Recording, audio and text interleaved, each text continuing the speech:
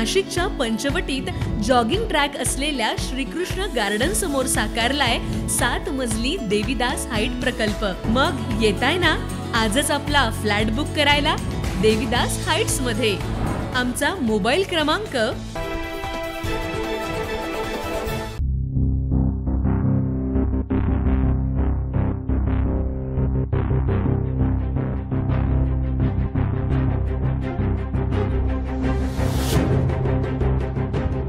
नाशिक शहरात गेल्या काही दिवसांपासून गुन्हेगारी सातत्याने वाढत चालली आहे। आरोपी कारागृहातून सुटल्यानंतर देखील त्यांची गुन्हेगारी वृत्ती कायम असल्याचं स्पष्ट होतंय।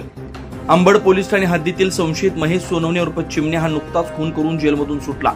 याच्या समर्थनासाठी त्याचे साथीदार प्रतीक सोनवणे, यश गीते, मोनू सोनवणे, उमेश फसाळे, प्रमोद सावडकर, श्रावण पगारे, सुमित बगाटे, मुन्ना साळवे, रामू नेपाळी यांच्यासह तब्बल 15 ते 20 जणांनी चारचाकी व दुचाकी वाहनातून धुडगूस घालत नागरिकांना दहशतीखाली ठेवलं। या प्रकारामुळे वाहतुकीलाही मोठा अडथळा निर्माण झाला होता।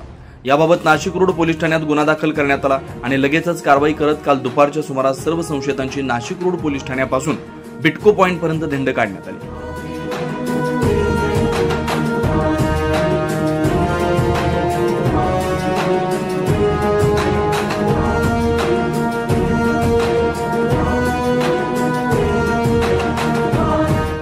ज्या रस्त्यावर दहशत निर्माण केली त्यावरून त्यांची धिंड काढण्यात आली।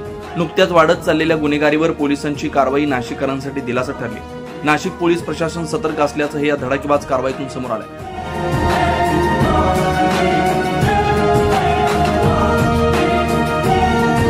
9 न्यूज महाराष्ट्रासाठी प्रतिनिधी इसाक कुरेशी, नाशिक।